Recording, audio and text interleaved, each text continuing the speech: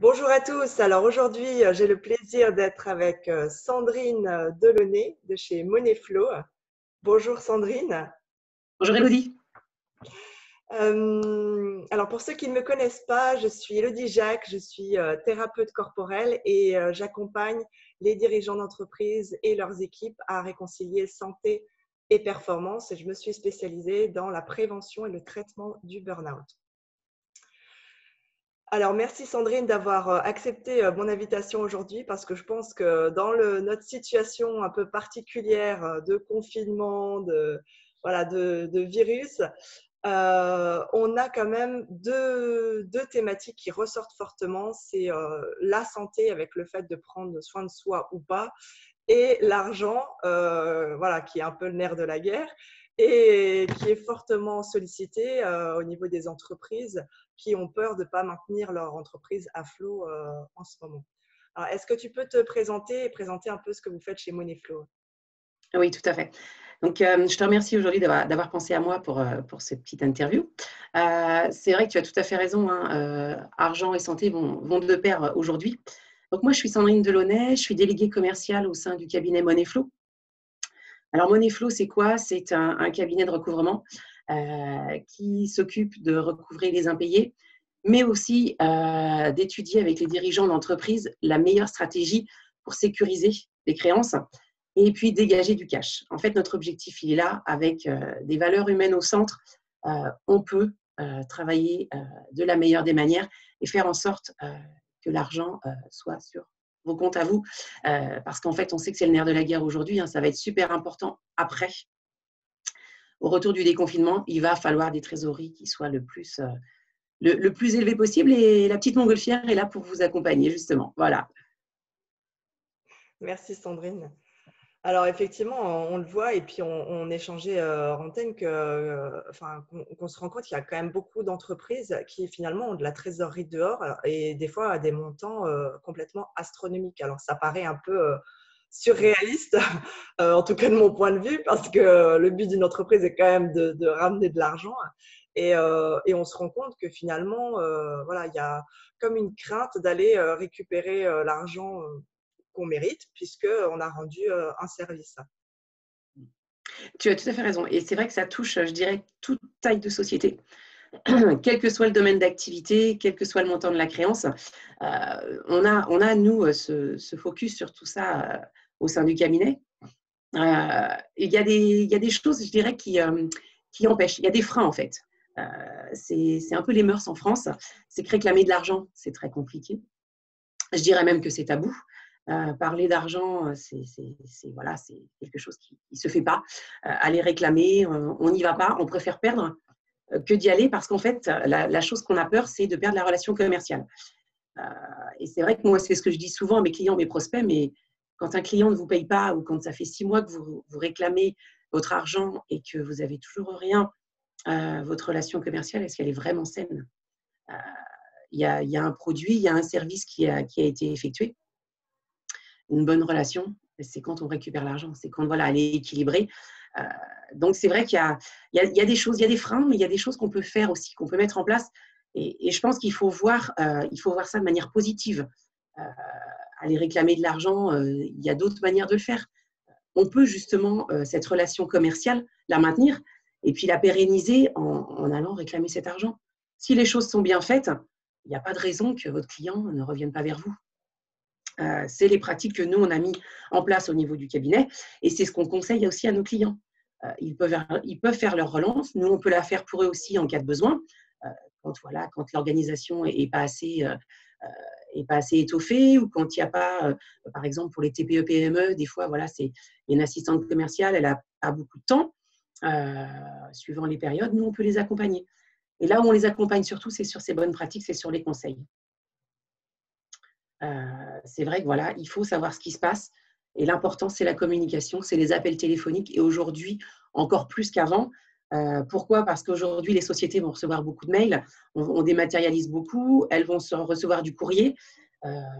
Au sortir du déconfinement, je pense elles vont être submergées de tout ça et elles n'auront pas le temps de tout voir. Il y a des choses qui vont passer à l'as. C'est pour ça que l'appel téléphonique et la communication, pour nous, restent une priorité. hein. C'est vraiment des choses qui sont très importantes et on a quand même ce qu'il faut pour communiquer aujourd'hui et c'est très important. Oui, tout à fait. Chez Moneyflow, voilà, j'aime beaucoup votre approche quand même humaine et loin des, voilà, de l'idée qu'on se fait des cabinets de recouvrement. On n'est pas obligé d'y aller avec un couteau sous la gorge pour aller réclamer son argent.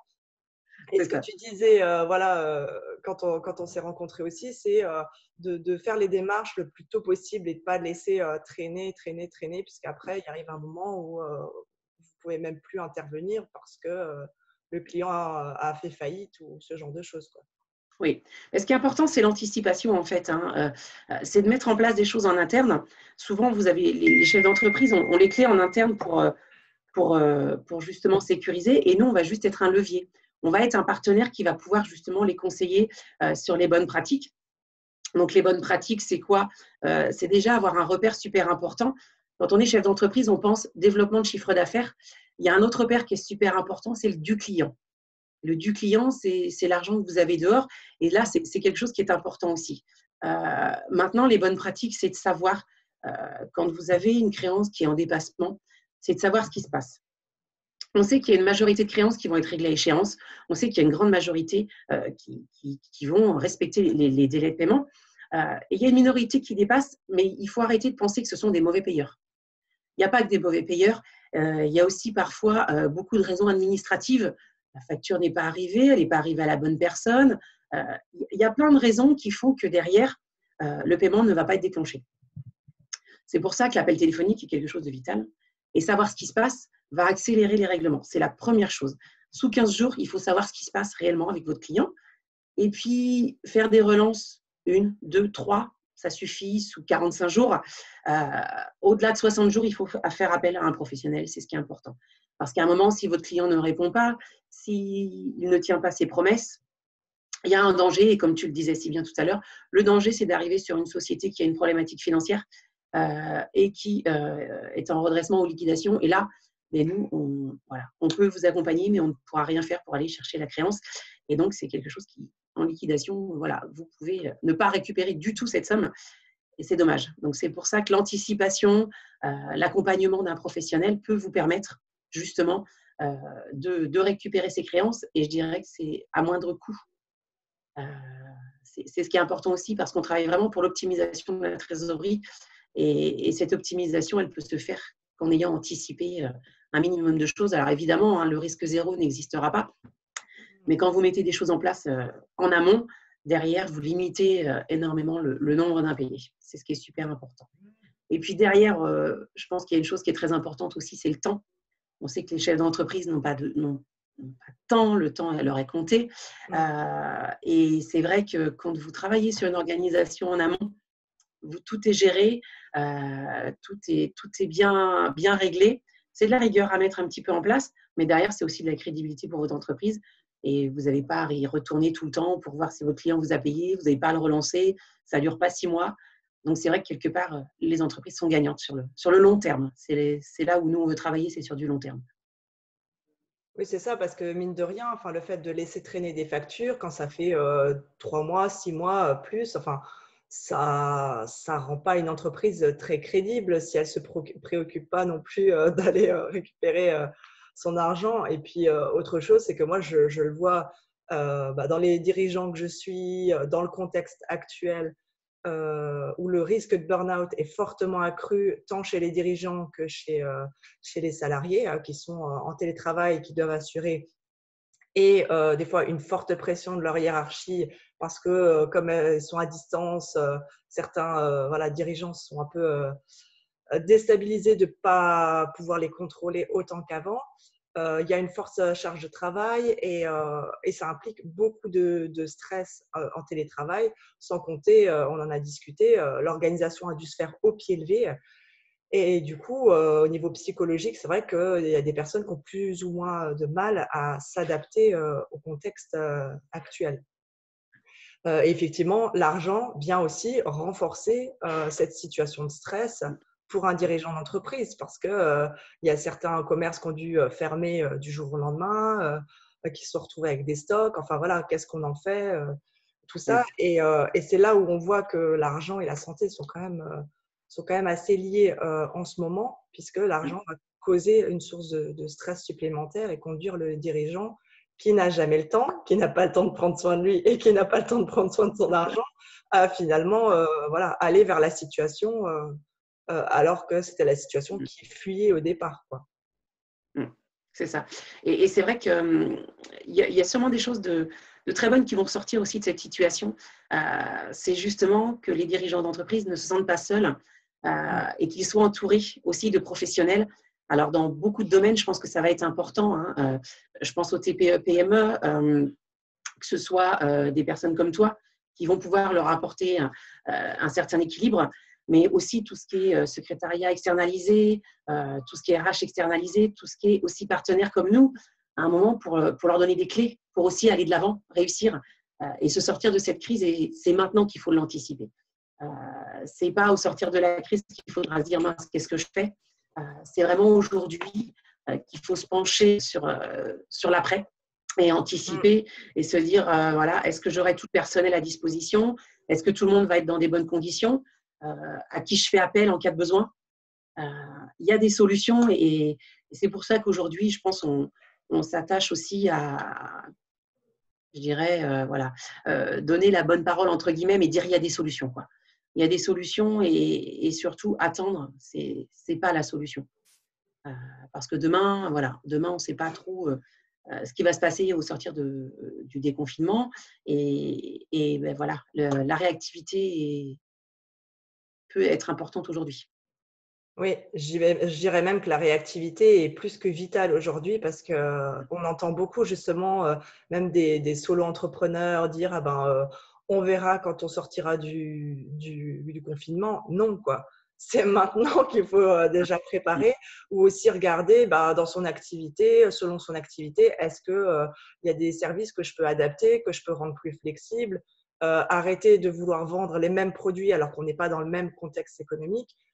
C'est sûr qu'au niveau des entreprises, on va plus favoriser la gestion de crise et le maintien de certaines entreprises que vouloir parler d'expansion comme on aurait pu faire il y a quelques mois.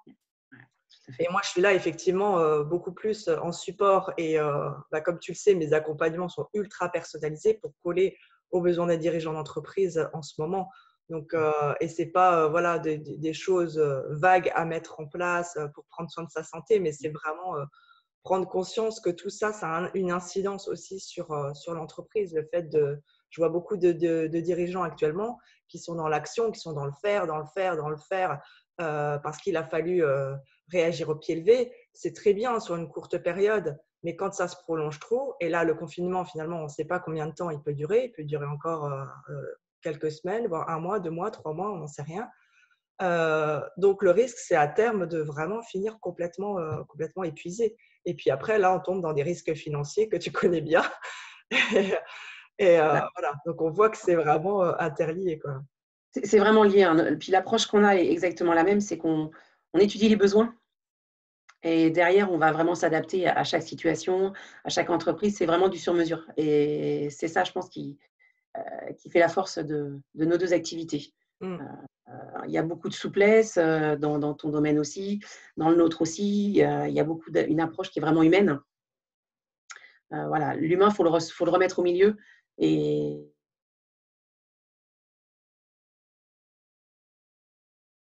différentes, qui font attention à leurs salariés, qui gèrent au mieux et puis qui vraiment mettent la priorité là où il faut, vont ressortir grandis et vont être gagnantes quelque part de cette crise. Oui, totalement. Oui, comme tu disais, de toute façon, dans toute crise, il y a du positif. Après, le tout, c'est de ne pas rester seul et pas rester englué dans sa situation, que ce soit au niveau financier, parce qu'en plus, voilà, on n'a aucun risque finalement à faire appel à vous. Au contraire, on a tout à y gagner, comme tu le dis souvent. C'est ça, Donc, c'est ça. surtout de ne pas rester seul avec ses factures en attente ou ses problèmes financiers, parce que je pense que le propre du dirigeant d'entreprise, alors peut-être moins dans des grosses structures parce qu'ils sont habitués à avoir des directeurs, à déléguer certaines choses, mais alors au niveau des artisans, des solopreneurs, on a vraiment un problème à déléguer en fait certaines choses qui ne sont pas de notre métier tout simplement. et que c'est aussi, c'est une façon aussi de prendre soin de soi parce qu'on réduit son taux de stress. Le fait de déléguer, de la même manière qu'on va déléguer à un graphiste ou le développement de notre site web parce que c'est pas forcément notre cœur de métier, voilà, débloquer, déléguer cette partie financière parce que finalement, on a peut-être d'autres priorités et ça nous permet de nous dégager du temps, quoi. Exactement. Du temps, et puis c'est vrai que c'est, pour certaines sociétés, c'est une bouffée d'oxygène. Elles se consacrent vraiment à l'essentiel, c'est leur activité. Et derrière, elles savent voilà, qu'elles ont des personnes compétentes et professionnelles qui peuvent les accompagner et qui gèrent voilà, l'accélération des règlements. Et c'est vrai qu'on se rend compte que voilà, ça permet d'avoir un côté positif aussi. Et il faut rester positif dans ces situations-là, hein. Il faut vraiment aller de l'avant et continuer. Ah bah complètement, hein.